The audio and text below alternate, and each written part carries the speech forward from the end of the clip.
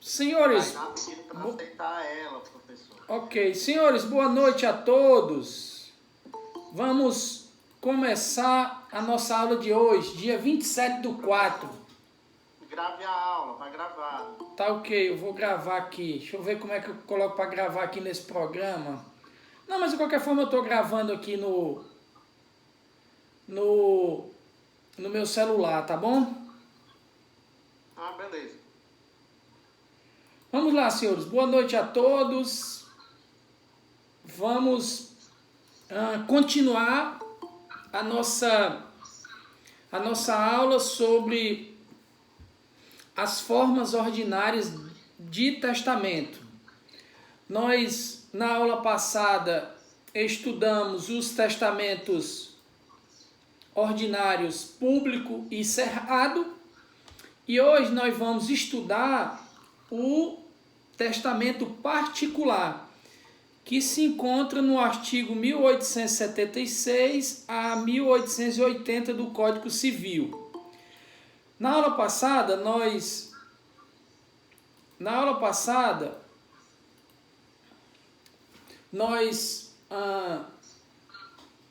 estudamos que o Código Civil traz os testamentos ordinários, ele prevê 3 testamentos ordinários, além do codicilo, que é uma espécie de testamento simplificado, que a gente vai estudar daqui a pouco, é a forma hológrafa simples, e os testamentos ordinários, eles estão aí no Código Civil.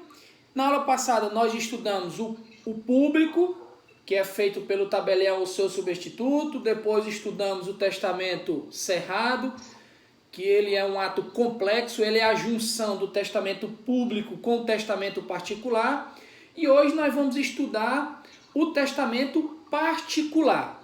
O conceito de testamento particular, ele está no 1876. Ainda que o artigo não dê todos os elementos do conceito de testamento particular, mas ele lhe fornece alguns elementos que são essenciais para você entender o que é o testamento particular. E o que é o testamento particular? Ora, o testamento particular, também chamado de hológrafo, é um ato de disposição de última vontade escrito de próprio punho ou mediante processo mecânico, ou seja, datilografado, digitado no computador, feito no tablet. Portanto, ele é um ato de disposição de última vontade, ele é escrito de próprio punho ou mediante processo mecânico, assinado pelo testador e lido por ele na presença de 3 testemunhas, que o subscreverão com a obrigação de, depois da morte do disponente, confirmar a sua autenticidade. Então perceba que o testamento particular, ele tem um grande inconveniente. Qual é esse grande inconveniente? É que as testemunhas, depois da morte do autor do testamento, precisam confirmar esse testamento em juízo. Essa talvez seja a grande desvantagem do testamento particular. Além de as testemunhas tomarem conhecimento do conteúdo desse testamento. E aí você percebe que o Código ele inovou ao prever que o testamento particular ele pode ser escrito de próprio punho, né? Ou mediante processo mecânico, né? Ele introduziu a possibilidade de você fazer esse testamento digitado, como eu já falei, datilografado, impressos em notas do cartório. Então é uma forma de se adaptar à realidade, né? De se adaptar a essa modernidade, aos processos, de acolher esses processos tecnológicos. Pois bem, desse conceito, você retira a conclusão que esse testamento ele é um ato simples, né? Já que ele é feito pelo próprio testador. Ou seja, a grande vantagem dele é que ele dispensa a presença... Tem alguém com áudio ligado que dá um eco horrível. Por favor, vamos desligar os áudios.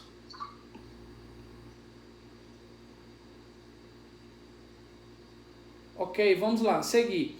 Então, a grande vantagem desse testamento é que ele dispensa a presença do tabelião ou do substituto, cuja presença do tabelião ou substituto é exigida no testamento público, como a gente já viu, e no testamento cerrado para aprovação do auto, né, do auto de aprovação. A gente viu que o testamento cerrado ele é um ato complexo, né? Ele é formado pela junção da cédula testamentária e pelo auto de aprovação feito, homologado, né, pelo tabelião. Aqui no testamento particular, nós vamos ter a dispensa do tabelião. Contudo, se você observar, é a forma menos segura, né? Por quê? Alguém poderia me responder por que é a forma menos segura de testar?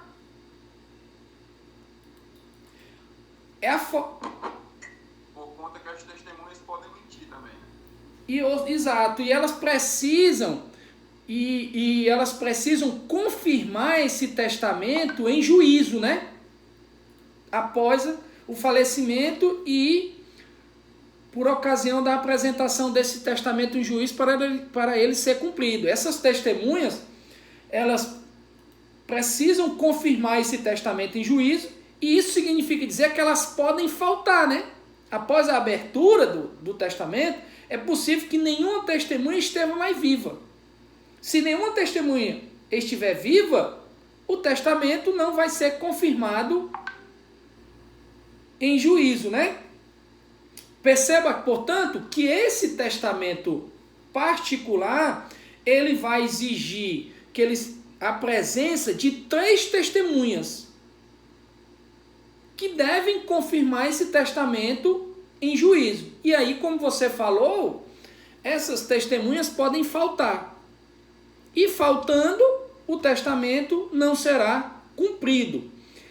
Esse testamento, a gente vai estudar que lá no 1879, alguém pode pegar aí para a gente dar uma olhadinha, que lá no 1879, o código diz assim, ó, em circunstâncias excepcionais declaradas na cédula, o testamento particular de próprio punho e assinado pelo testador sem testemunhas poderá ser confirmado a critério do juiz. Perceba aí que nós temos aí o testamento hológrafo simplificado. Por que é simplificado? Porque ele é apenas escrito e assinado e datado pelo testador, sem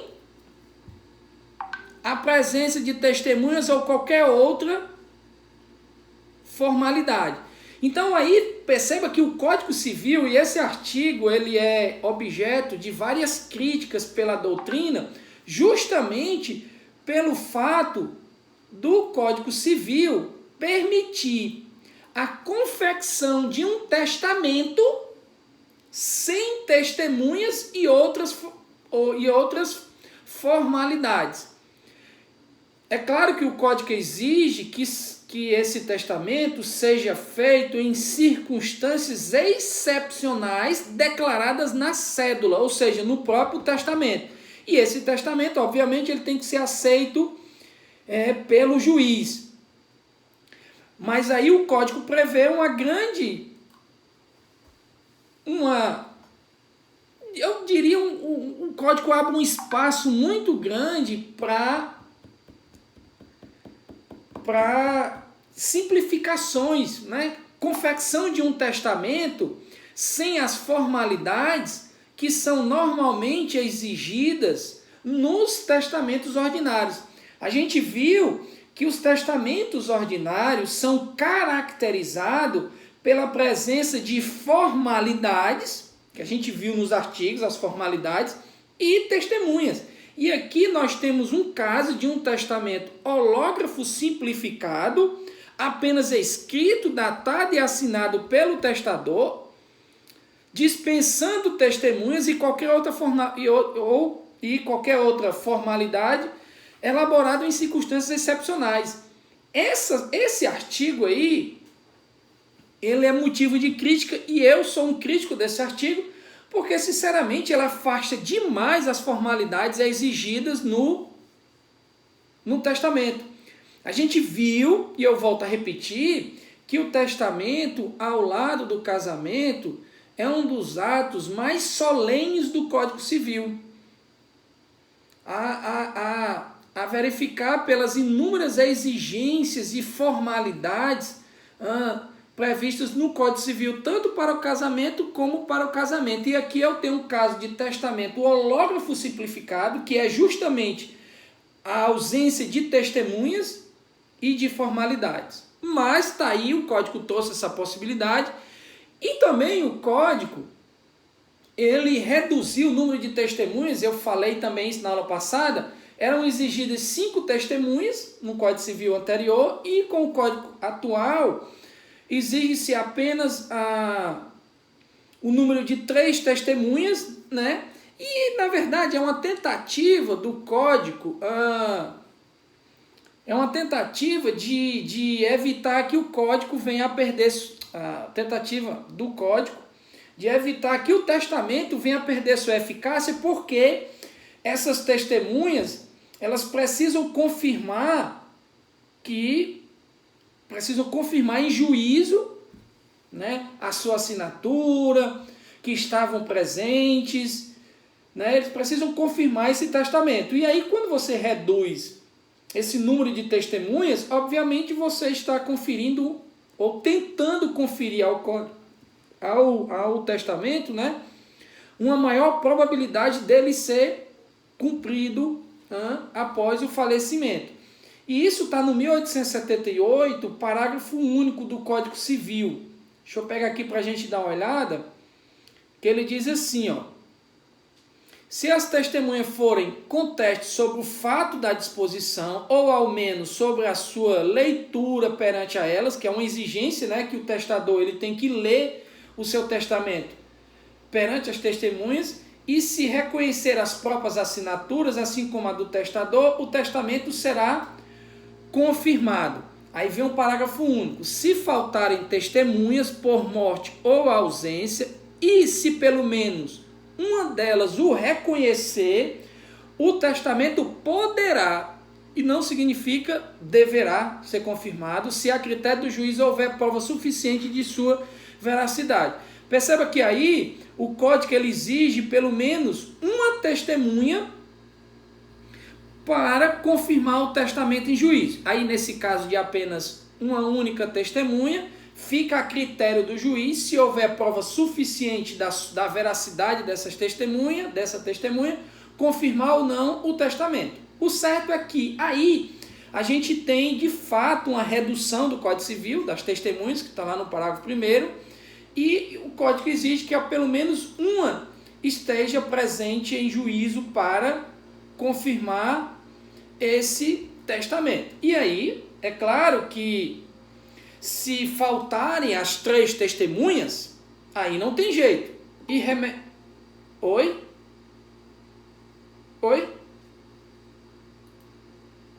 Pode falar.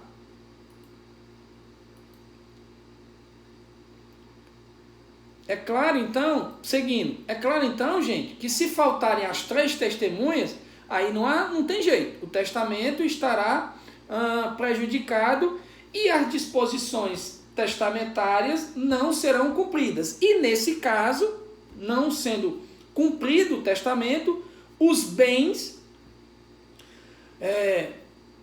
previstos naquele testamento serão distribuídos, regulados de acordo com a sucessão legítima e não de acordo com a sucessão testamentária. Por isso que esse testamento, o privado, como eu já falei, né, ele tem esse grande inconveniente. Portanto, finalizando essa parte conceitual, a gente pode finalizar o testamento particular, conceituando como um ato de disposição de última vontade, escrito de próprio punho pelo testador, ou mediante processo mecânico, que aí esse processo mecânico aí pode ser computador, laptop, datilografado, enfim.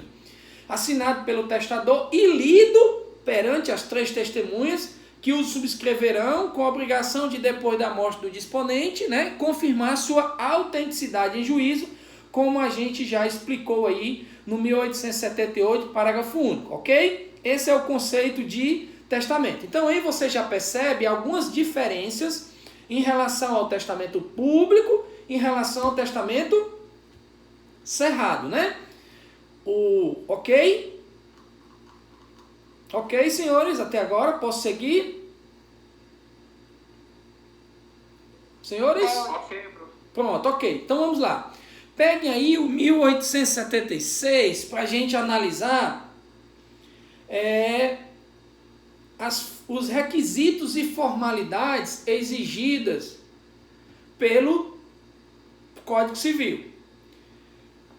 A primeira exigência, primeira formalidade é que o testamento particular ele tem que ser escrito de próprio punho, portanto o sujeito tem que saber ler e escrever, ou mediante processo mecânico. E aí ele diz, se é escrito de próprio punho, são requisitos essenciais à sua validade que ele seja lido e assinado por quem o escreveu, na presença de pelo menos 3 testemunhas que o devem subscrever. Portanto, no parágrafo 1º do 1876, o Código diz que ele deve ser lido e assinado por quem o escreveu, ou seja, deve ser lido e assinado pelo testador, na presença de pelo menos 3 testemunhas. Perceba aí que o Código ele exige, no mínimo, 3 testemunhas. O testador pode aumentar esse número, pode colocar 4, 5 testemunhas. Porque a lei exige, no mínimo, 3 testemunhas, que devem permanecer presentes durante todo o ato. Portanto, ele pode aumentar esse número? Pode. Ele pode colocar 5, 6 testemunhas? Pode. E até melhor, que aí garante a sua confirmação em juízo. Mas ele tem que ser lido e assinado pelo testador. Daí ele tem que saber ler e escrever. E aí o Código ele diz, se ele for feito mediante o processo mecânico, datilografado, digitado, ele não pode conter rasuras ou espaço em branco. E também ele deve ser assinado pelo testador depois de lido na presença de pelo menos 3 testemunhas. Portanto,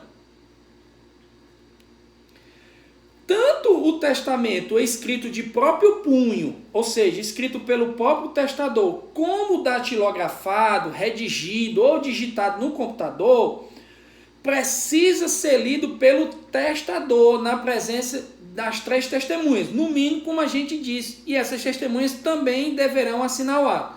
Portanto, a exigência de leitura e assinatura do testamento, essa exigência, ela é cobrada tanto no testamento escrito de próprio punho, como no testamento datilografado, redigido no computador ou com a utilização de qualquer outro processo mecânico. Aí é um requisito essencial. A leitura pelo testador, a sua assinatura, data, em seguida assinado pelas testemunhas. Então, perceba que, como o Código ele exige que o testamento particular ele seja lido pelo próprio testador, você nota de plano que o surdo, mudo ou mudo, eles não podem testar na forma privada, porque se ele é mudo, ele não vai poder fazer a leitura do testamento às testemunhas. Então essa exigência aí da leitura perante as 3 testemunhas, no mínimo, já afasta de plano o surdo mudo e o mudo. Ou seja, o mudo e o surdo mudo não podem fazer testamento privado. Outra informação importante, lembram das características do testamento? O testamento é um ato personalíssimo. E aí no testamento particular, você percebe que essa modalidade de testamento particular só pode ser utilizada por quem sabe escrever.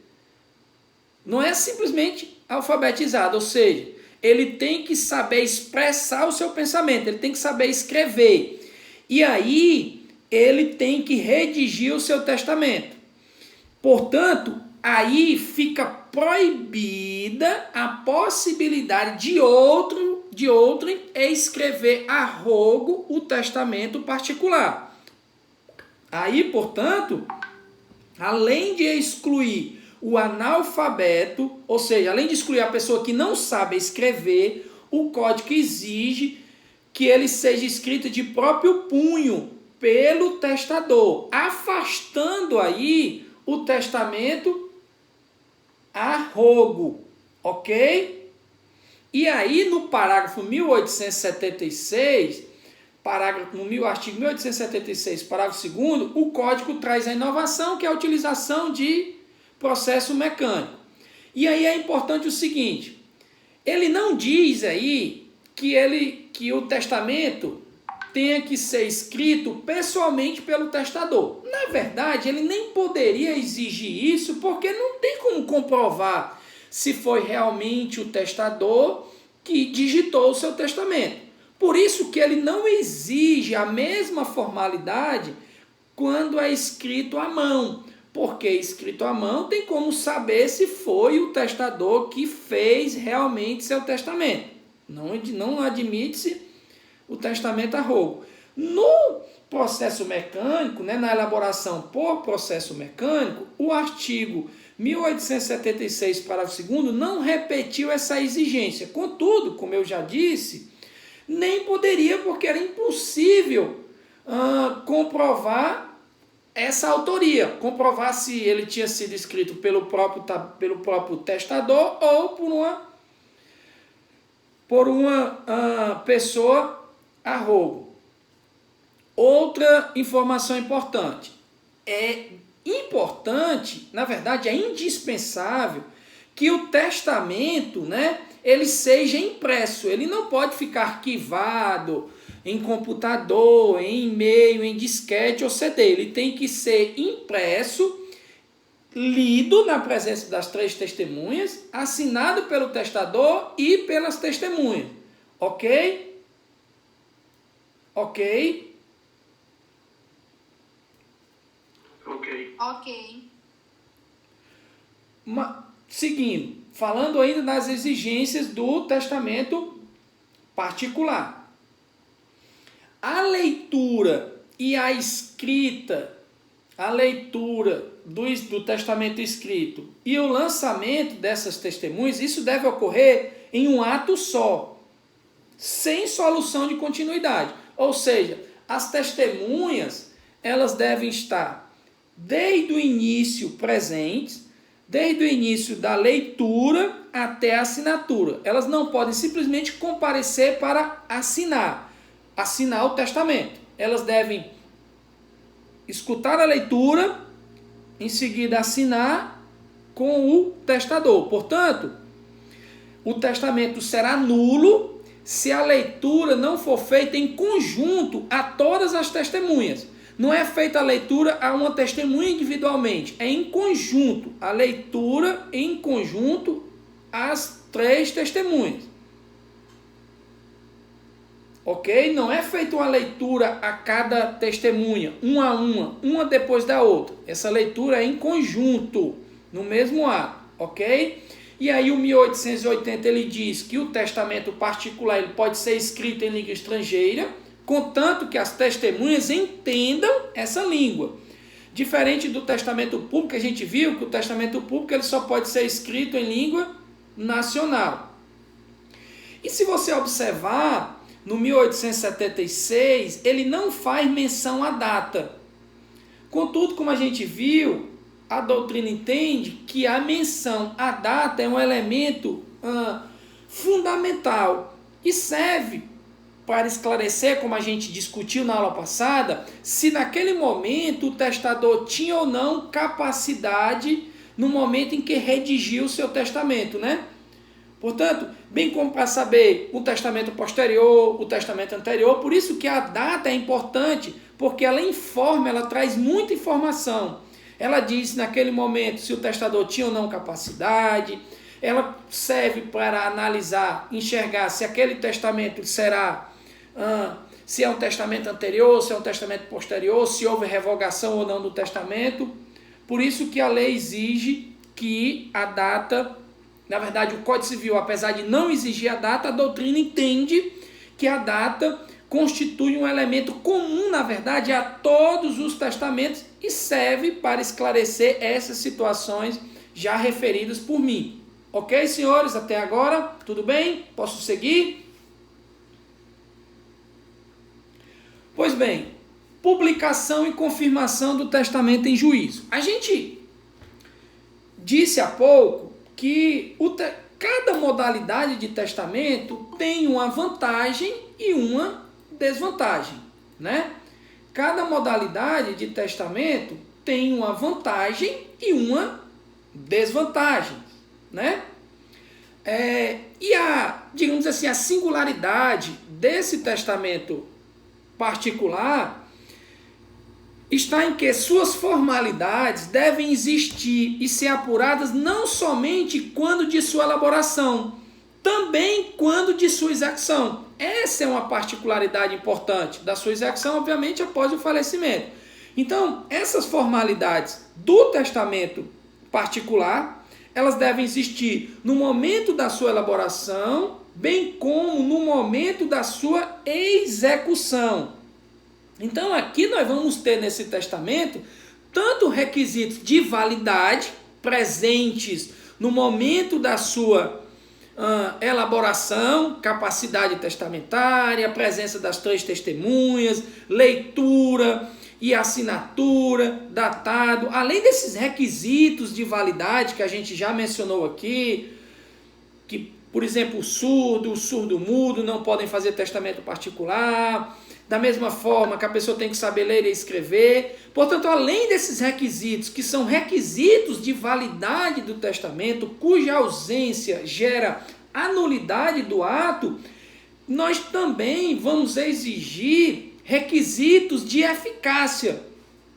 Ou seja, essas formalidades que a gente citou aqui, principalmente das testemunhas, né, confirmação e juízo, elas são requisitos de eficácia do ato, porque se esses testemunhas não confirmarem em juízo o testamento, né, aí nós não teremos um testamento eficaz, ele não vai produzir a eficácia que o testador queria. Por isso que o 1877 do Código Civil diz: morto o testador, publicar-se-á em juízo o testamento com a citação dos herdeiros legítimos.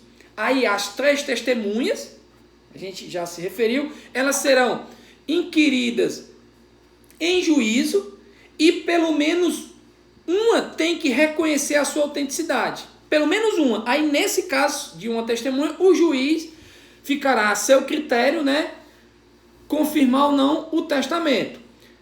E se todas as testemunhas falecerem ou estiverem em lugar ignorado ou não confirmar o testamento não será cumprido, portanto não produzirá eficácia. Ok?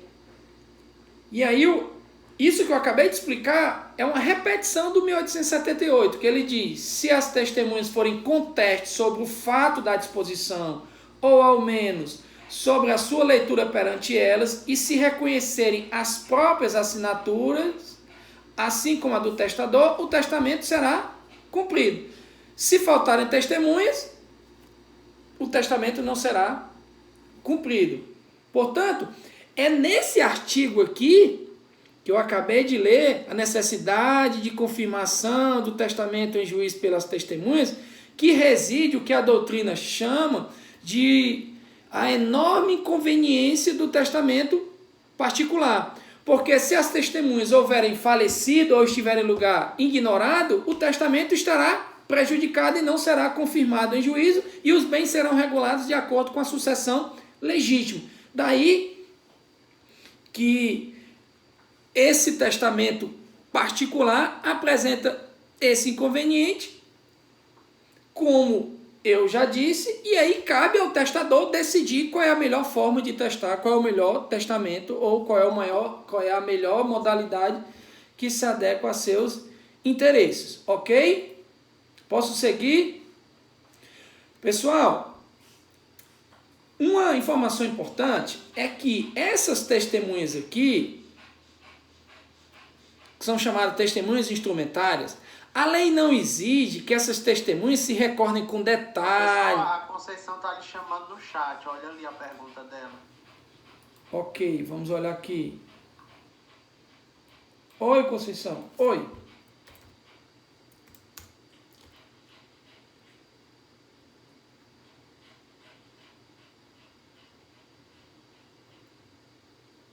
Não. Tem uma pergunta dela. Eu vi aí, não. Entendo que não. Porque esse testamento ele tem que estar escrito, né? A gravação não vai suprir as testemunhas. Essas testemunhas devem confirmar em juízo o testamento. Ou seja, elas devem confirmar após o falecimento. É por isso que a doutrina fala que esse artigo aí, 1878, é uma grande, digamos assim, é um enorme inconveniente do testamento particular. Né? Porque elas têm que confirmar isso aí em juízo. Contudo, essa confirmação, pessoal, não se exige que a testemunha decore detalhes, minúcias, a cor da tinta da caneta utilizada, enfim. O que o código exige é que essas testemunhas confirmem a presença do testador, confirmem a leitura do testamento pelo testador na presença das 3 testemunhas, confirme que aquela assinatura é do testador, que aquela assinatura que está no testamento é das testemunhas. Enfim, não se exige que as testemunhas, né, recordem minúcias ou particularidades do testamento. Até porque exigir isso seria complicar ainda mais o testamento, seria ainda mais complicar a confirmação do testamento particular em juízo, né? Trazendo mais uma formalidade que vai certamente dificultar a elaboração desse testamento. Correto? Contudo, ele não pode trazer informações discrepantes que destoem do conteúdo do testamento, né? Então, é preciso que as testemunhas sejam uníssonas em relação ao conteúdo do testamento, ok? Elas devem, na verdade, ser contestes sobre o fato da disposição, ou ao menos sobre a leitura perante eles, ok? Portanto, pelo menos uma testemunha tem que estar presente, ok? E aí, eu queria voltar mais um detalhe com relação à confecção do testamento particular em circunstâncias excepcionais, que a gente viu que está lá no 1879. E aí eu queria fazer uma pergunta para vocês. Posso fazer? Pessoal, é o seguinte. Se você analisar esse artigo 1879, o Código Civil, ele traz a possibilidade excepcional de se admitir como testamento válido um escrito simples, particular de um testador. Ou seja, o código aí no 1879, ele está autorizando a confecção de um simples escrito particular pelo qual o testador dispõe de seus bens para depois de sua morte, sem a observância de qualquer formalidade. Não é verdade? Por isso que é um testamento hológrafo simplificado, porque ele afasta as formalidades ordinariamente exigidas na confecção dos testamentos ordinários. Assim como a gente vai ver daqui a pouco os testamentos especiais, o código ele afastou as exigências na confecção dos testamentos especiais que são exigidas normalmente nos testamentos ordinários, né?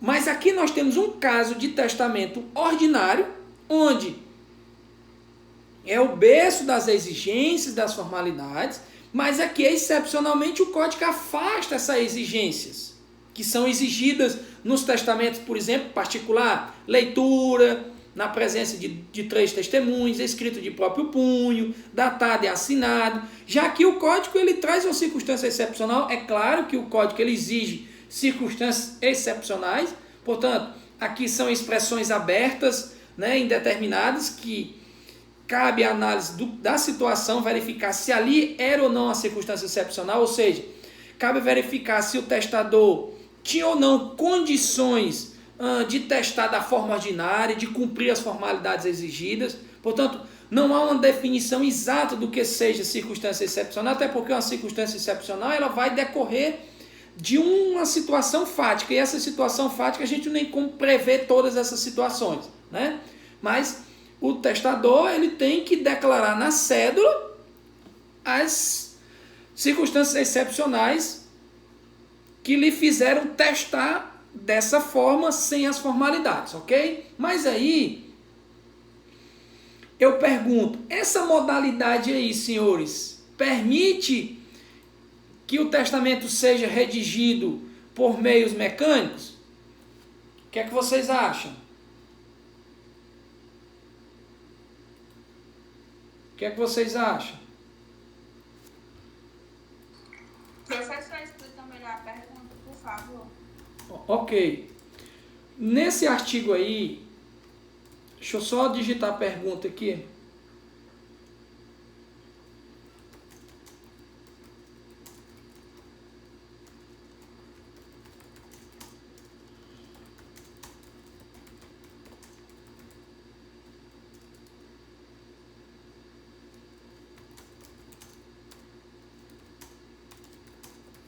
Ok, eu digitei a pergunta aí.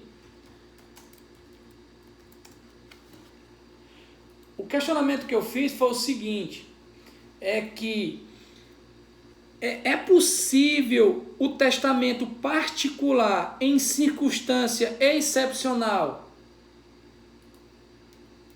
ser feito por meio de processo mecânico? Esse testamento aqui, particular, feito em circunstância excepcional, é possível esse testamento particular em circunstância excepcional ser redigido por meio mecânico? O que é que vocês acham? O meio mecânico o senhor diz é a punho? Não, meio mecânico digitado no computador. Acredito que sim, professor. O que é que vocês acham? Acredito que sim, porque existem diversas situações que se encaixariam nessa situação de excepcionalidade, né? E ela precisa ser o mais abrangente possível para conseguir ter o encaixe de todos. Agora imaginemos o seguinte, o cara ele vai, por exemplo, ele sabe que tem uma pessoa que tá vindo atrás dele, uma mensagem que chega a ele durante um breve momento, ele está no escritório e ele resolve deixar as disposições testamentárias dele. No escritório dele ele tem um computador e uma impressora. Ele escreve, imprime e assina. Acredito que seja possível numa determinada circunstância, coisa que me parece quase impossível de acontecer, mas considerando a abstratividade do tipo em si, da tipificação, ela tem que abranger o máximo de possibilidades possíveis, né? Agora, analise o seu exemplo com a redação do 1879. O que é que ele diz? Olha só, o 1879 diz assim: em circunstâncias excepcionais declaradas na cédula, aqui ele tem que justificar por que ele está testando dessa forma, né? porque ele está afastando as formalidades. Aí ele diz, o testamento particular de próprio punho e assinado pelo testador. Perceba que essa redação aqui do 1879, ela é diferente da redação do 1876, quando ele diz, pode ser escrito de próprio punho ou mediante processo mecânico. Entendo eu que, se o legislador quisesse prever a possibilidade de utilização de processo mecânico no testamento excepcional aqui do 1879, o Código teria feito expressamente. Ele teria dito como ele fez lá no 1876. No 1876 ele foi bem claro. Escrito de próprio punho ou mediante processo mecânico. E aqui ele não preveu aqui, ele não trouxe a hipótese de arrogo, né? E aí, o que é que vocês acham? Hein? O que é que vocês acham?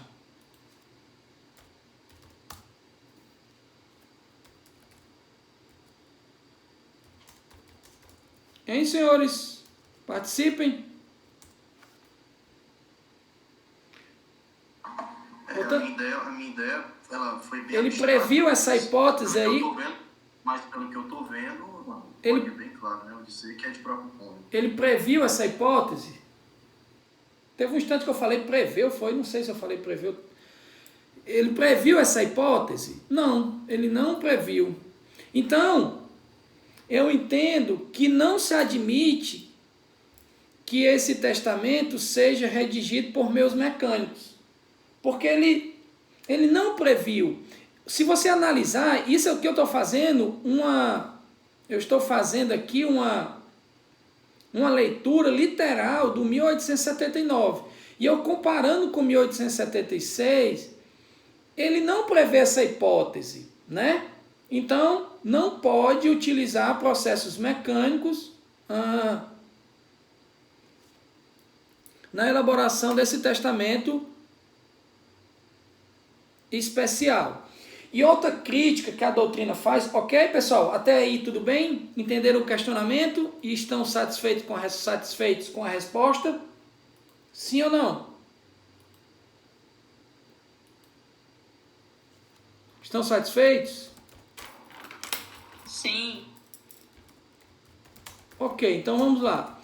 Outra crítica que a doutrina faz a esse artigo é o seguinte, é que o Código Civil, quando ele trata dos testamentos especiais, o Código ele fixa um prazo de caducidade desses testamentos especiais, né?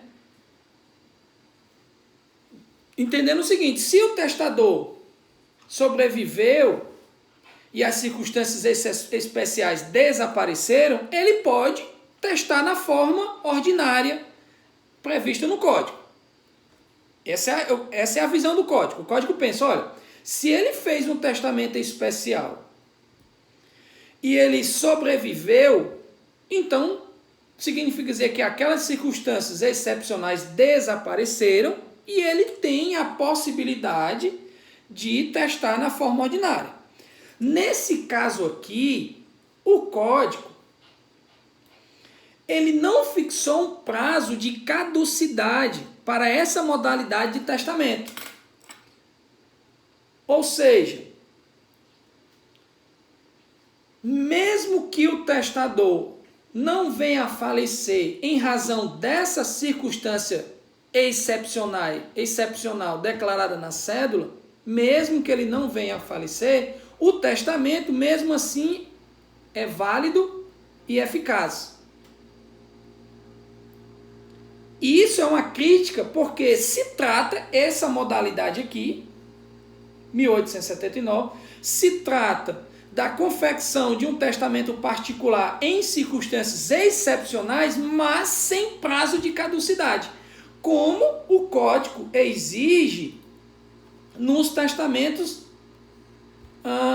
especiais, no caso do marítimo e do aeronáutico, lá do 1891.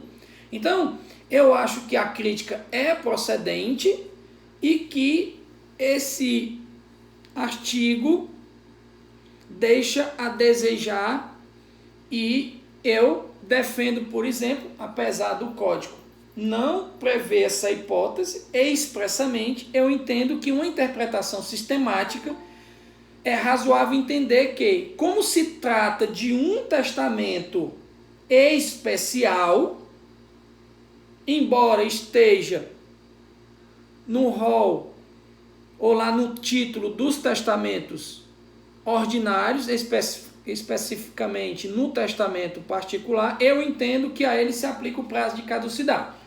Essa é uma visão. Contudo, não há essa previsão. O código não previu essa modalidade de caducidade. Ok? Ok, senhor? Ok. Lembrando que, mais uma vez, que a responsabilidade de decidir, né, sobre a validade ou não desse testamento especial é do juiz, né? Ok? Portanto, esse testamento ele será cumprido, ele terá eficácia, ainda que o testador tenha falecido muito tempo depois da elaboração desse testamento em situação excepcional. Mesmo que ele desfrute, ou mesmo que ele tenha desfrutado de muito tempo para fazer o testamento na forma ordinária, mesmo assim esse testamento será cumprido. Ok, senhores? Tudo bem? Vamos seguir. Vamos falar agora sobre o codicilo, que está aí no artigo 1881 ao 1885. 5 artigos aí. O que é o codicilo, né? O codicilo, senhores, ele é um ato de última vontade. Contudo, ele possui um conteúdo limitado porque ele se destina a cuidar de disposições de pequeno valor ou recomendações para serem atendidas e cumpridas após a morte do autor da herança. Portanto, o codicilo, ele se parece muito com o testamento particular. Contudo, o seu conteúdo, o seu objeto é restrito em relação ao testamento particular. Por isso que o codicilo, ele tem o significado de epístola ou pequena carta, justamente porque os romanos consideravam um diminutivo de um codex, ou seja, do código. Portanto, o testamento era o codex, um código grande, e o codicilo era um pequeno testamento. Por isso que se fala que o testamento é um codex, um código grande, e o testamento é um pequeno escrito, ou pequeno de última saúde. Olha, ainda bem que o coronavírus não passa, né? Virtual, né?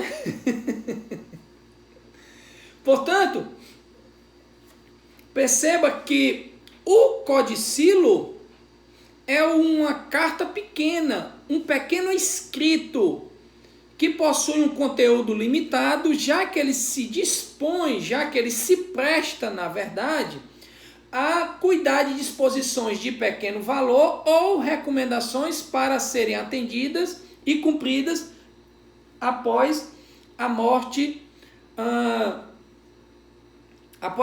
do seu testador. Portanto, ao lado do testamento, o Código Civil prevê o codicilo, que se parece com um testamento, mas não é um testamento, porque ele tem um objeto limitado. E qual seria esse objeto do codicilo? Ou seja, o que pode conter no codicilo? Já que ele é uma carta pequena, já que ele é um hológrafo simplificado. Por que o seu objeto é limitado, de alcance inferior ao do testamento? Ou seja, significa dizer que o codicilo não pode conter tudo que pode conter o testamento.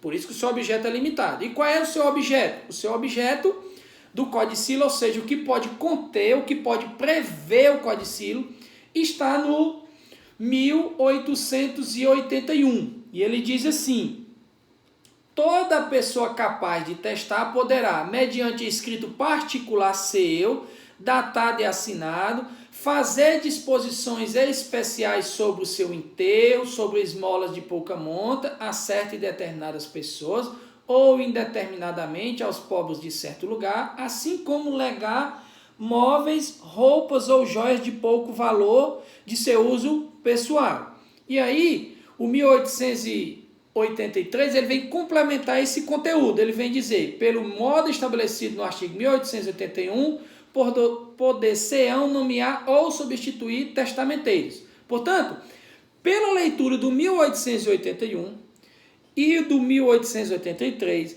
você consegue enxergar com clareza o objeto do codicilo e concluir que o objeto do codicilo é limitado, porque ele não é meio idôneo, por exemplo, para instituir herdeiro, legatário, efetuar deserdações, legar imóveis ou fazer disposições patrimoniais de valor considerável. Portanto, o objeto do codicilo não pode conter doação de bens imóveis, não é objeto para instituir herdeiro ou legatário, realizar deserdações. Perceba que o seu objeto é bem restrito, tanto é que não pode conter no testamento bens imóveis, né? Legados de bens imóveis, e nem deserdação, nem reconhecer herdeiro, ou na verdade instituir herdeiro ou legatário.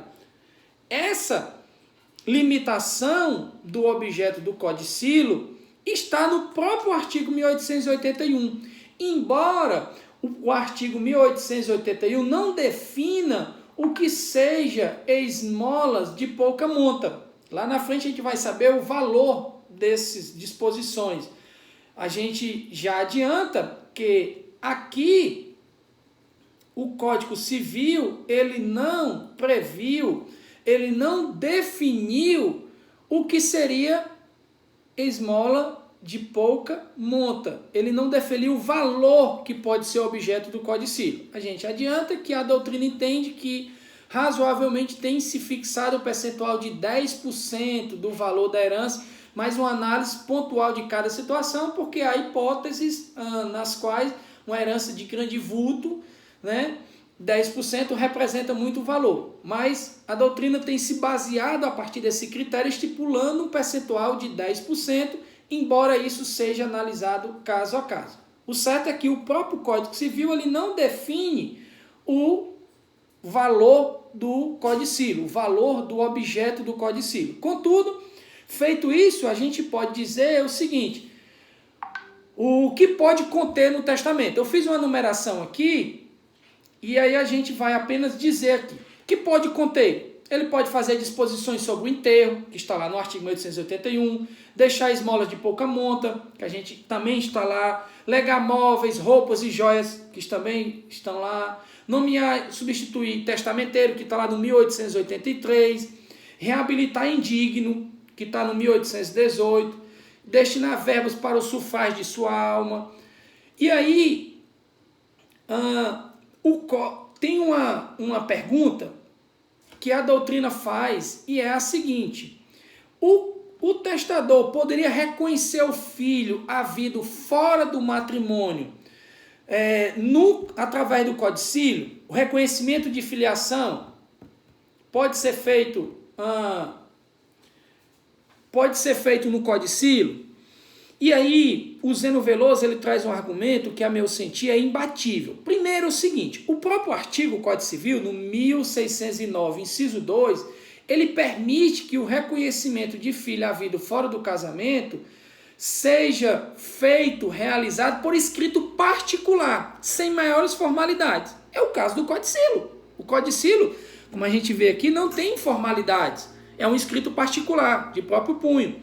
Então, eu entendo, assim como o Zeno Veloso, e eu acho que isso não há dúvidas, que o testador pode reconhecer o filho havido fora do casamento, né, num codicilo, e aí o raciocínio é simples, muito bem desenvolvido por Zeno Veloso. Ele diz o seguinte: olha, o reconhecimento de filiação, ele deve ser incentivado e não dificultado. Ok? Então, esse 1881, eu quero voltar a esse valor do acervo, né? Já que o código não define. Como a lei não estabelece um critério para aferição do pequeno valor, esse valor deve ser considerado em relação ao montante do patrimônio deixado pelo autor da herança, segundo o critério do juiz. Portanto, mas em muitos casos, como eu já falei, tem se admitido a liberalidade que não ultrapassa 10% do valor do acervo hereditário. E aí eu volto a repetir que não se deve entender esse critério como inflexível, sendo melhor analisar caso a caso. Agora vamos imaginar que esse valor ele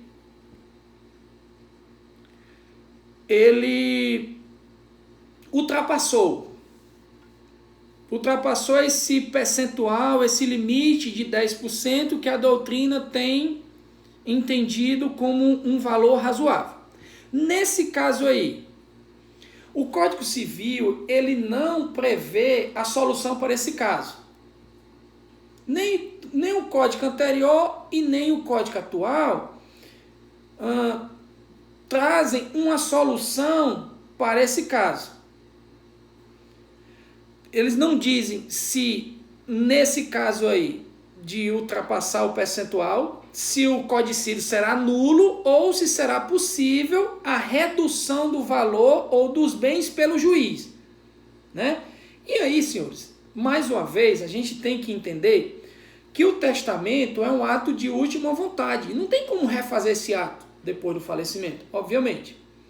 E pensando nisso, a gente tem que adotar posições, e essa é uma interpretação que o Código exige. A gente vai ver lá na frente as disposições testamentárias, interpretativas, permissivas e proibitivas. O Código, ele trabalha, ele exige que o juiz, que o aplicador, que o intérprete realize uma interpretação do testamento de forma a dar-lhe eficácia à última vontade do testador, de forma a atender à última vontade do testador. Então, nesse caso aí, deve-se adotar o critério que, logicamente, né, dê eficácia a essa disposição testamentária. Portanto, seria razoável, e esse é o entendimento da doutrina, possível ao juiz reduzir o valor dos bens ou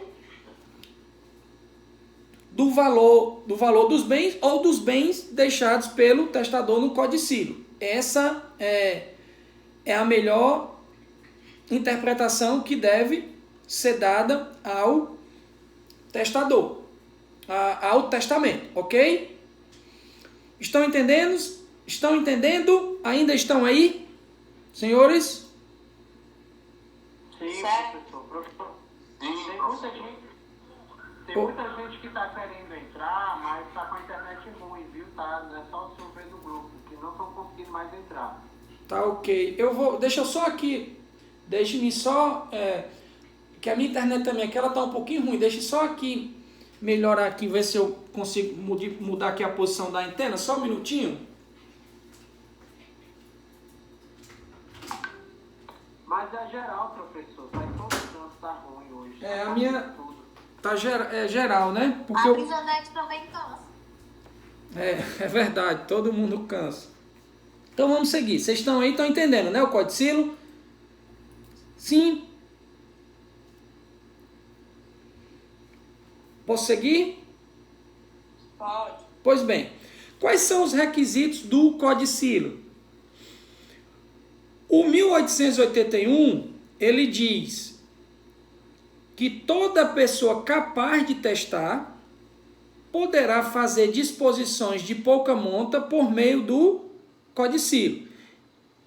Então, de plano, você percebe que todos os requisitos exigidos lá para a elaboração dos testamentos ordinários também se exige aqui. O que implica dizer que, quanto à capacidade testamentária ativa lá do 1860, que a gente estudou, também se aplica aqui, também se exige aqui. Ou seja, para você fazer codicílio, você tem que ter capacidade, tem que ser maior de 16 anos, tem que possuir discernimento, tem que ter inteligência e vontade, enfim, todos os requisitos que são exigidos lá para a confecção dos testamentos ordinários são exigidos aqui também. E aqui a forma do codicílio é a hológrafa simplificada. Por que é a hológrafa simplificada? Porque aqui nós vamos exigir os mesmos requisitos para o testamento particular. E aqui, por que é simplificada? Porque aqui ele não vai exigir a presença de testemunhas. Aqui, essa cédula testamentária ela deve ser totalmente escrita, datada e assinada pelo seu autor, pelo testador. Por isso que aqui ele tem que saber ler e escrever. E os mesmos requisitos, e eu repito isso, que são ordinariamente exigidos ou são essenciais para os testamentos particulares, os mesmos requisitos que se exigem para a confecção do testamento particular, se exige aqui também. Por isso que muitos dizem o seguinte: o que é testamento particular em muitos países, aqui é mero codicilo. Portanto, aqui não vamos admitir escrito ou assinatura a rogo no codicilo. Ele tem que ser escrito, datado e assinado pelo próprio autor do codicilo, ok? E aí surge uma pergunta. Se você observar o 1881, vamos lá, ele diz o seguinte, diz assim, ó: toda pessoa capaz de testar poderá, 1860, capacidade testamentária ativa, mediante escrito particular seu, datado e assinado, fazer disposições especiais sobre o seu enterro, sobre esmola de pouca monta, a certas e determinadas pessoas, ou indeterminadamente, aos pobres de certo lugar, assim como legar móveis, roupas ou joias de pouco valor. Pouco valor a gente já definiu o que significa, de seu uso pessoal. E aí eu pergunto, eu poderia fazer o codicilo, datilografado?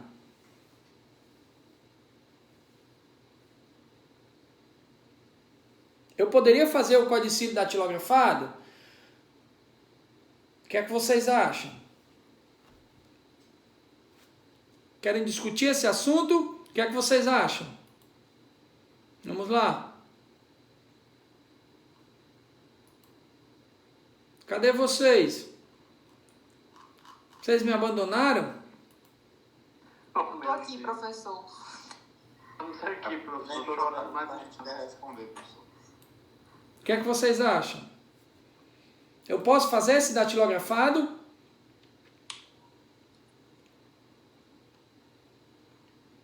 A Tainá está dizendo que pode. Pessoal, eu também entendo que sim, né? Porém, ele deve ser datado e assinado pelo decus, porque a lei não proibiu essa forma. Inclusive, a própria jurisprudência também tem entendido que é possível codicílios datilografados. E uma observação, o Código Civil, do Código Civil no seu artigo 1881, ele fala da forma particular, né? Ele fala que o codicílio na forma particular. Ele diz assim, mediante escrito particular. Aí eu poderia fazer de outra forma, eu poderia, por exemplo, adotar a forma pública. Da mesma forma, sim. Se ele pode o menos quer fazer o particular, que exige menos requisitos e formalidades, com mais razão ele pode fazer o codicílio na forma pública, né? Já que essa traz mais segurança e garantias, né? E garantia, ok? E perceba que o próprio código ele exige a data, né? É explicitamente exigida. Logo, a ausência da data é causa de nulidade do codicílio, assim como a assinatura do disponente, ok? Seguindo, então a gente já estudou um pouquinho aí do conceito do codicílio, a gente estudou um pouquinho do seu objeto, a gente viu a redução do valor ou dos bens pelo juiz, que é possível, a gente viu os requisitos, e agora a gente vai falar as espécies de codicílio. As espécies estão no 1882. E aí, no 1882, o código prevê tanto o codicílio na forma autônomo, ou seja, ele vai existir, ele terá validade, tem ou não o testador deixado o testamento.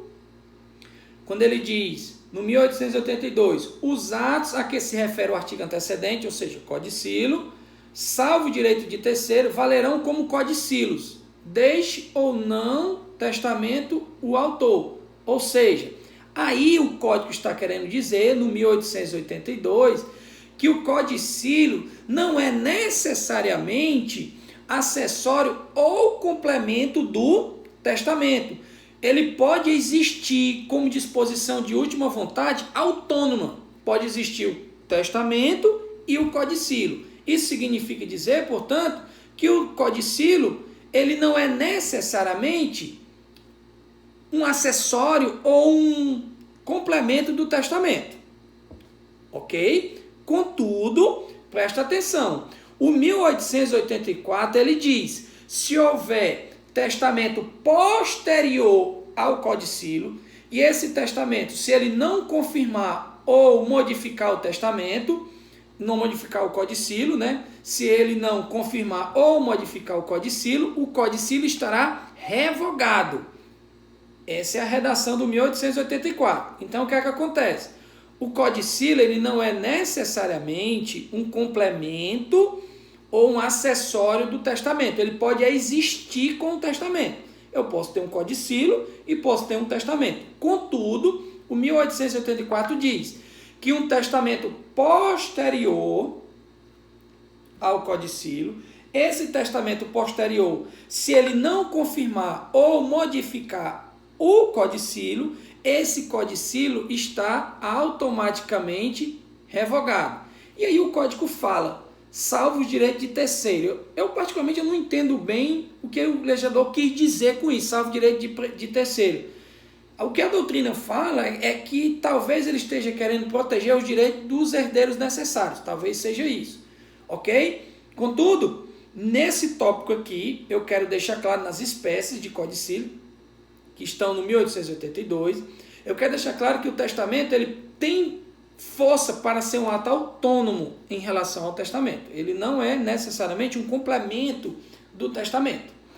Agora, testamento posterior que não confirma ou modifica o codicílio, revoga o codicílio anterior, que é o 1884. Lá na frente eu vou discutir um ponto que é a revogação do codicílio, tá certo?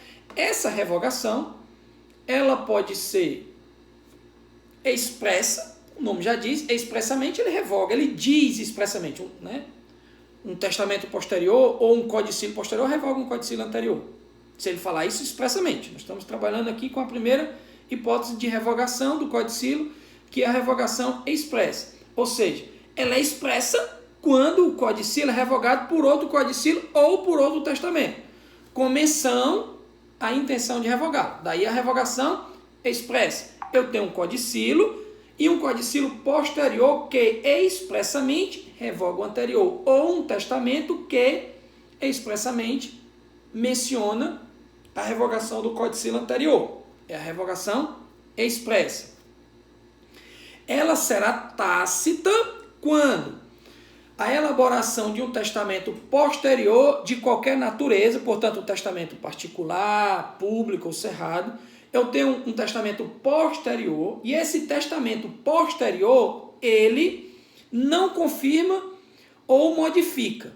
Nesse caso aí, o testamento posterior, que não modifica ou que não confirma, revoga o codicilo anterior. É isso que está no 1884, que eu vou ler agora para vocês. Ele diz assim: os atos previstos nos artigos antecedentes revogam-se por atos iguais. Codicilo posterior, revoga o anterior. E consideram-se revogados se, havendo testamento posterior, de qualquer natureza, público, cerrado, particular, estes não os confirmar ou modificar. Então, o testamento posterior que não confirma ou modifica o codicilo anterior provoca a revogação do codicilo de forma tácita, que é a hipótese do 1884. Agora eu quero trazer duas situações que a doutrina traz para a gente discutir. A primeira é o seguinte, que nem sempre o codicilo posterior revoga o codicilo anterior. Repetindo, nem sempre o codicilo posterior revoga o codicilo anterior. Por quê? Porque a doutrina diz que eles podem completar-se e trazer disposições que se complementam. Por exemplo, num deles, esse exemplo que eu acho que é do Zeno Veloso, ele pode, em um codicilo, tratar das esmolas de pouca monta para uma determinada pessoa, e no outro ele pode tratar sobre o seu enterro. Aí nós temos disposições complementares, né? Após a morte, ambas serão cumpridas, porque não há aí não há contradição entre elas. Não há aí a ideia de revogação de uma pela outra. A ideia de complementariedade, que ambas vão ser cumpridas pelos herdeiros. Portanto, o codicilo posterior somente revoga o anterior se contiver disposição, cláusula expressa nesse sentido, ou quando as disposições forem incompatíveis. Logicamente, né? Se ele deixa um relógio para uma pessoa e no outro codicilo ele deixa o mesmo relógio para outra pessoa, eu tenho aí disposições incompatíveis entre si. Obviamente, nessa hipótese, ocorrerá a revogação do codicilo. Quanto ao testamento posterior, perceba que nós não estamos mais cuidando aqui de codicilo posterior. A gente já trabalhou as duas hipóteses. Agora vamos trabalhar na hipótese de um testamento posterior, em acréscimo ao 1884. Nesse caso aqui, se o testamento posterior revogar expressamente o codicilo, não há o discutir. Ele vai perder sua eficácia. Pode ocorrer, essa é a hipótese que a doutrina traz, de o testamento posterior simplesmente silenciar e não fazer nenhuma referência ao codicilo. Testamento posterior que silencia a respeito do codicilo anterior. Nesse caso, não tendo confirmado ou modificado o codicilo anterior, ele será considerado tacitamente revogado, como diz o 1884. Ok? Ok? Agora veja só. Eu tenho um testamento posterior que revoga o codicilo anterior. Então, testamento posterior, ele revoga o codicilo anterior. Mas a recíproca não é verdadeira. Ou seja, e aqui eu trago a posição de Zeno Veloso. Testamento posterior revoga o codicilo anterior, como a gente viu no 1884.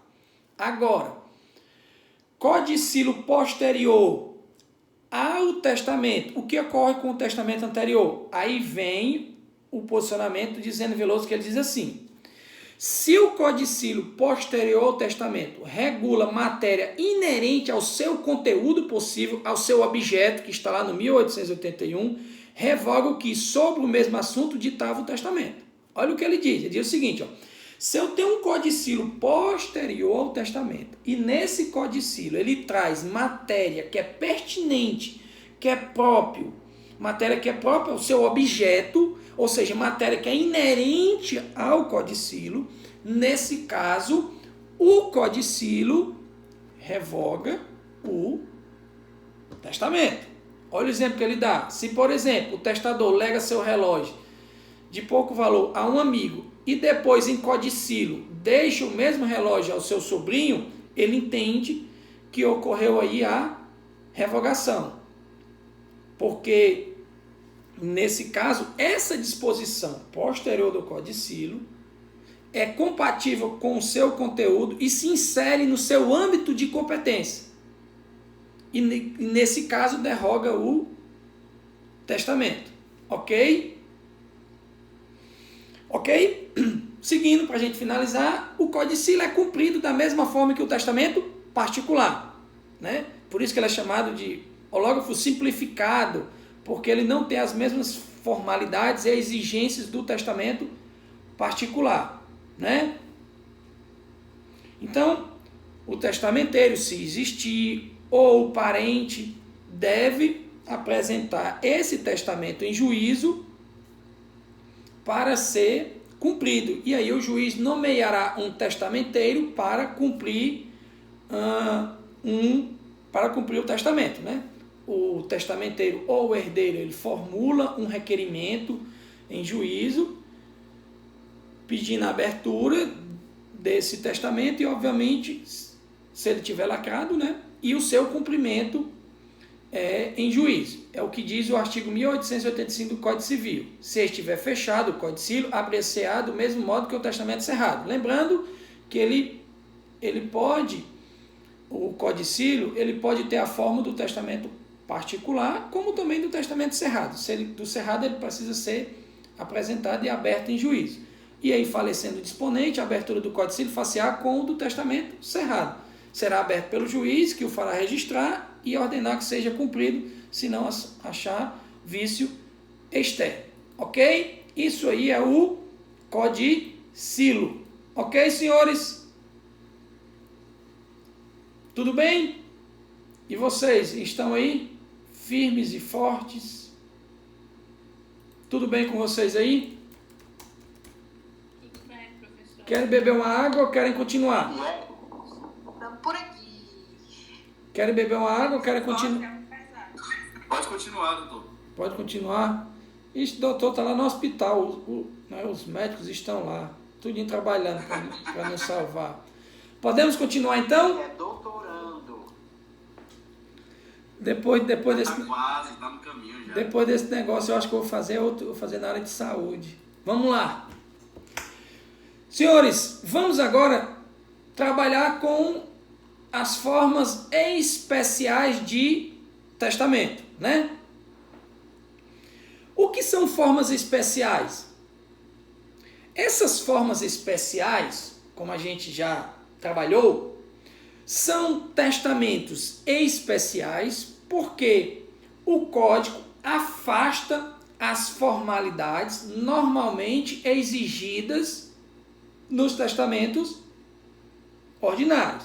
E aqui, nessas formas especiais, o código não possibilita que o testador escolha livremente. Ou seja, ele não permite que qualquer pessoa livremente escolha testar na forma especial. Por quê? Porque o código só autoriza o testamento especial em circunstâncias e situações excepcionais em que se encontra aquela pessoa. E em razão dessa circunstância excepcional, é que o código ele diminui, ele afasta as formalidades e exigências dos testamentos ordinários. Portanto, os testamentos especiais, eles não são de livre escolha por qualquer pessoa. Portanto, esses testamentos especiais são assim chamados de testamentos especiais, porque o Código ele prevê que a sua utilização só ocorre em circunstâncias e situações excepcionais previstas pelo próprio Código, em que o testador pode se valer dessa modalidade para testar sem que ele tenha que cumprir as exigências e formalidades exigidas nos testamentos ordinários. Portanto, os testamentos especiais, numa só palavra, caracterizam-se pela redução das formalidades legais. E aí, esses testamentos especiais, eles sofrem crítica da doutrina, porque a doutrina entende que eles são inconvenientes e não se justifica a sua manutenção nos tempos atuais. E eu, particularmente, também não concordo com esses testamentos especiais, mas o Código prevê, nós vamos estudar as 3 modalidades. O Código Civil, ele prevê as 3 modalidades, que são o marítimo, o aeronáutico e o militar. E o próprio Código, ele diz, no artigo 1887, que não se admitem outros testamentos especiais além dos contemplados no Código. Ou seja, testamentos especiais só são os previstos pelo próprio Código Marítimo, Aeronáutico e Militar. E esses testamentos que se encontram previstos no Código Civil, eles estão lá nos artigos 1886 e 1887, ele diz, são testamentos especiais, o artigo 1886, o marítimo, aeronáutico, militar, e o 1887, ele diz que não se admitem outros testamentos especiais, além dos contemplados neste código. Portanto, testamentos especiais são caracterizados o afastamento, pela ausência de formalidades normalmente exigidas nos testamentos ordinários, e eles são manejados, utilizados em circunstâncias e situações excepcionais declaradas e previstas previstas pelo Código Civil, no Código Civil e pelo Código Civil, previstas pelo Código Civil. Pois bem, esses testamentos especiais, senhores, eles não derrogam os princípios e regras comuns que nós estudamos aqui dos testamentos em geral. Portanto, além das regras específicas que nós vamos analisar aqui no estudo agora dos testamentos especiais, além dessas regras específicas, que a gente vai analisar um a um aqui no testamento marítimo, no aeronáutico, no militar, é preciso respeitar todos os princípios da capacidade testamentária ativa, a proibição de testamento conjuntivo, que a gente viu, que é aquele testamento mancomunado, aquele testamento de mão comum.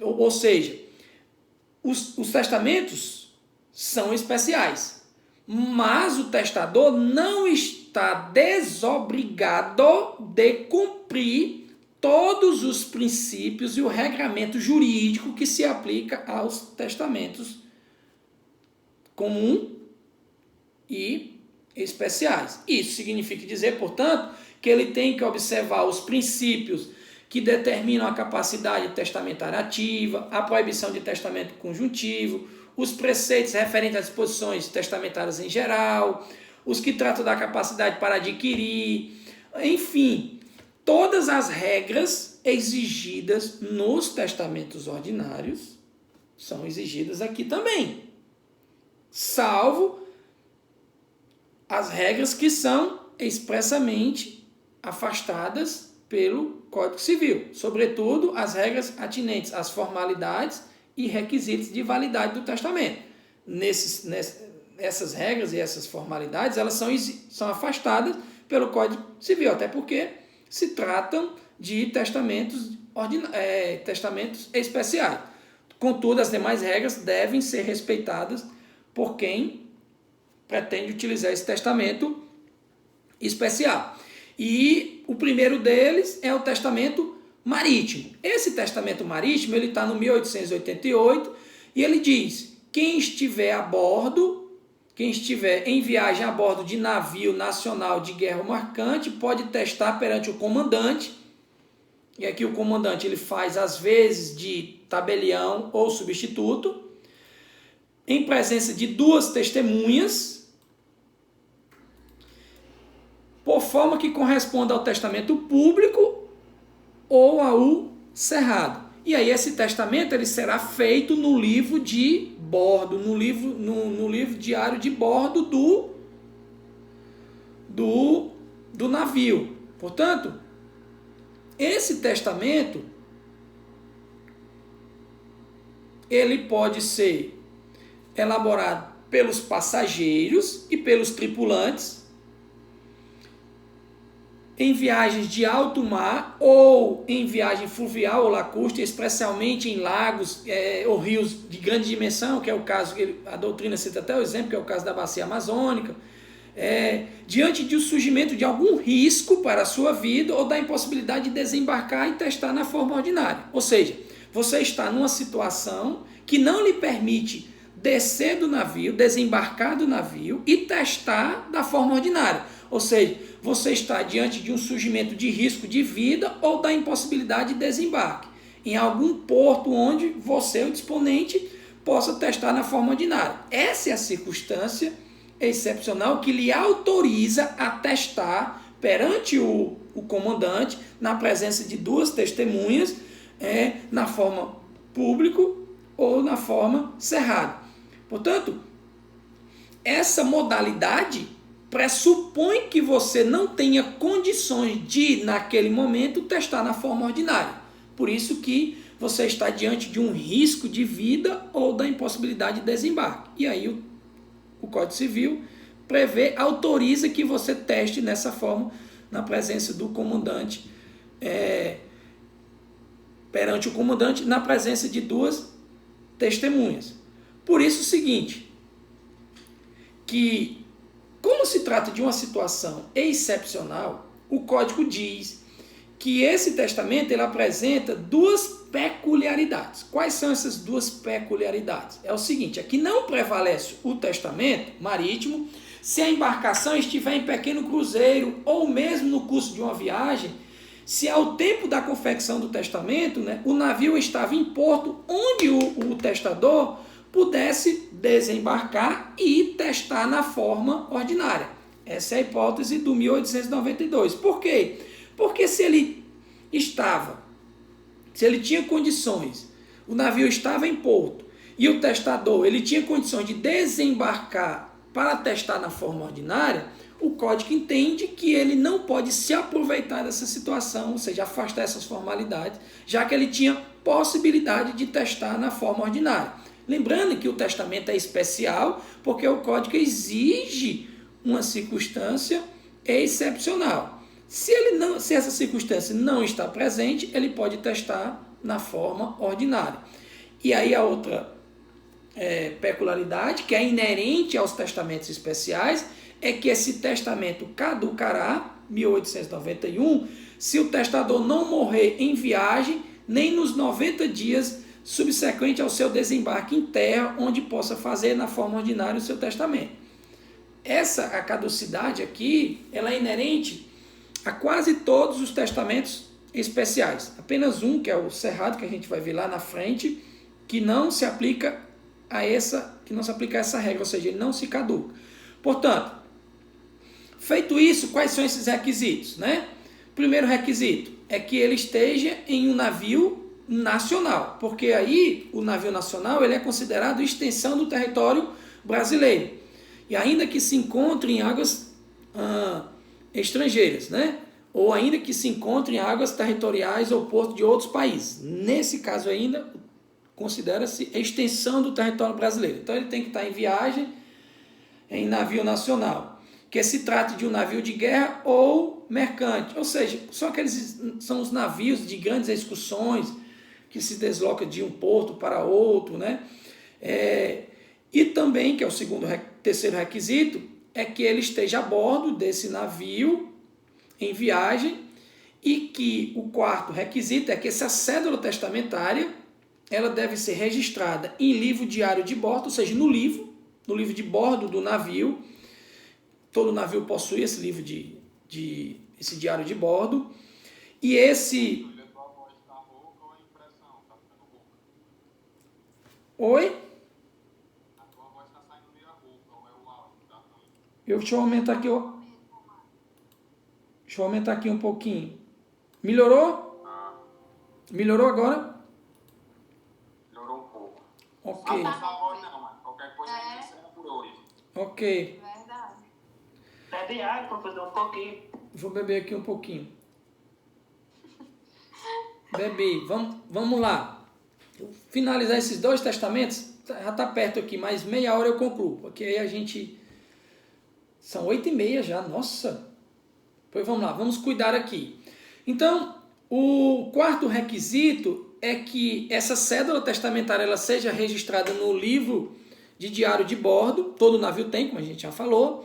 E que esse registro, ele fará referência ao autor do testamento, à data e a outros dados que o testador entende relevantes. E aí esse testamento ele ficará sob a guarda do comandante, que entregará às autoridades quando o navio ele atracar no porto mais próximo. E esses requisitos que a gente acabou de falar para vocês, eles devem constar, todos eles, no livro de bordo e na presença do comandante. A gente vai ver lá na frente que no testamento aeronáutico não há essa possibilidade de testar perante o comandante, até porque o comandante está lá, né, pilotando o avião, né? E aí ele vai nomear uma pessoa para presenciar esse testamento. Portanto, aqui é o comandante que faz, às vezes, de tabelião ou substituto, né? E esse testamento marítimo, ele pode se revestir tanto do público, da forma pública, como da forma ou na modalidade cerrado. No caso público, é o comandante que vai fazer às vezes, né? Porque o público ele se equipara, o público é feito pelo tabelião ou substituto, e aqui o comandante se equipara ao tabelião ou o substituto. Então, aqui o comandante ele tem a função, né, notarial, que aí ele vai fazer o testamento na presença de duas pessoas fazendo-se o registro no livro diário de bordo. E aí, se o testador ele não puder escrever ou não puder assinar, na verdade não puder assinar, o comandante vai declarar isso aí no livro de bordo, assim como ele faz com o testamento público, né, o tabelião. E na modalidade cerrado, que está lá no 1868, ele pode ser feito pelo próprio testador, que o assinará, ou ser escrito a pedido de outrem, que o assinará e declarar que alguém escreveu a roga esse testamento. E em seguida ele deve ser entregue ao tabelião, também ao tabelião, no caso ao comandante, que o tabelião, nesse caso, o comandante, como eu já disse, ele faz às vezes de tabelião. Então, feito isso, esse testamento ele será entregue ao comandante perante duas testemunhas, e ele vai declarar que aquele ali é o seu testamento escrito e apresentado, e requer a aprovação, que aí é o auto de aprovação lá do testamento cerrado feito pelo tabelião, no caso o auto de aprovação, que é o mesmo sistema. O comandante é que vai fazer o auto de aprovação. Ele vai certificar e vai mencionar todas as circunstâncias que foi apresentado na presença de duas testemunhas e vai fazer a menção no livro de diário de bordo. Eu queria que vocês dessem uma lida no 1888.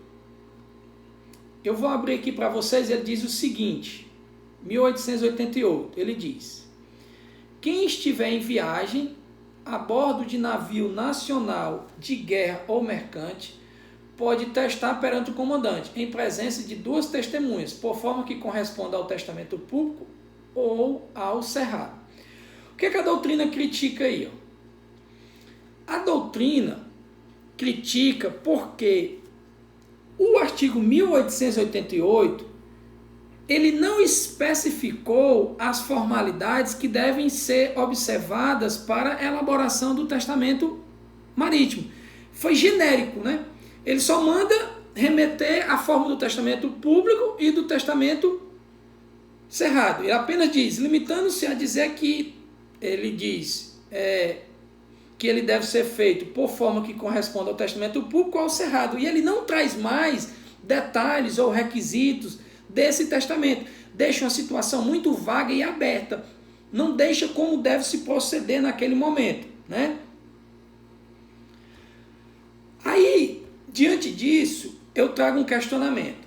Se o testador está nessa situação excepcional e o código lhe autoriza testar na forma pública ou cerrado, eu vos pergunto, se ele pode fazer um testamento especial, correto? Ele pode, mesmo se tratando de uma viagem em navio, ou seja, está nessa mesma situação, ele pode fazer um testamento ordinário particular?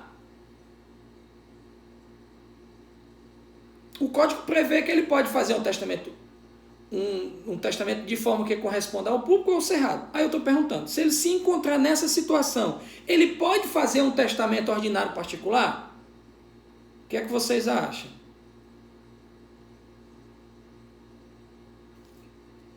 Eu entendo, senhores, estão aí? O que é que vocês acham?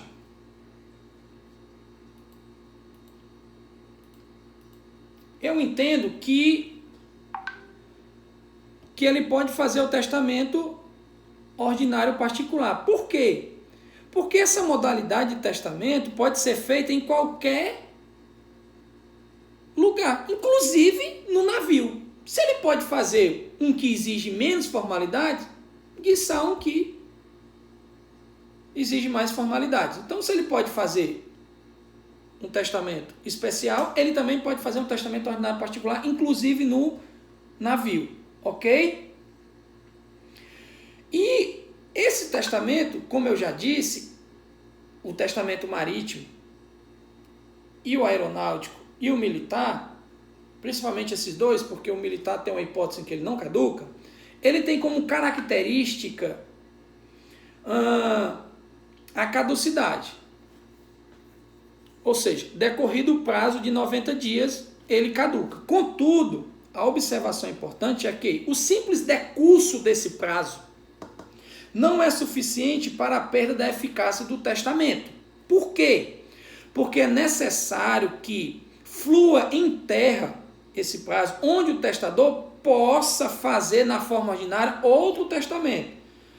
Ou seja, esse prazo só começa a contar após o último desembarque, no fim da viagem.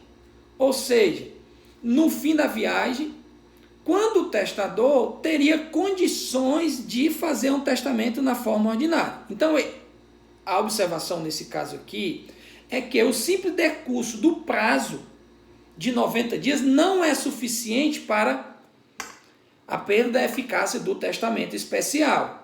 É necessário que flua esse prazo em terra, onde o testador possa fazer na forma ordinária. Não importando onde esteja esse porto ou aeroporto. Não importa onde esteja localizado. O prazo só começa a contar após o último desembarque, no fim da viagem. Porque aí ele já começa a contar esse prazo, porque aí ele já teria condições de fazer o testamento na forma ordinária. Portanto, o desembarque circunstancial, por pouco tempo, e posterior ao prosseguimento e posterior ao reembarque para prosseguimento da viagem, por exemplo, não dá início à contagem do prazo. Só dá início à contagem do prazo no último desembarque, no fim da viagem, porque aí já começa a contar o prazo e ele teria condições de testar na forma ordinária. Ok?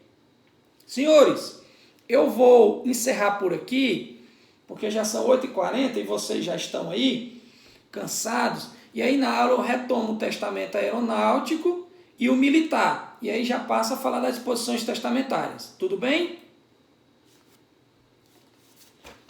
Ok? Pronto, eu vou encerrar a aula de hoje e aí na próxima aula a gente reinicia com os testamentos marítimo e, na verdade, aeronáutico e o militar. O marítimo eu terminei hoje. Na próxima aula eu começo o testamento aeronáutico e militar, ok? Uma boa noite a todos. Eu vou só aqui fechar a gravação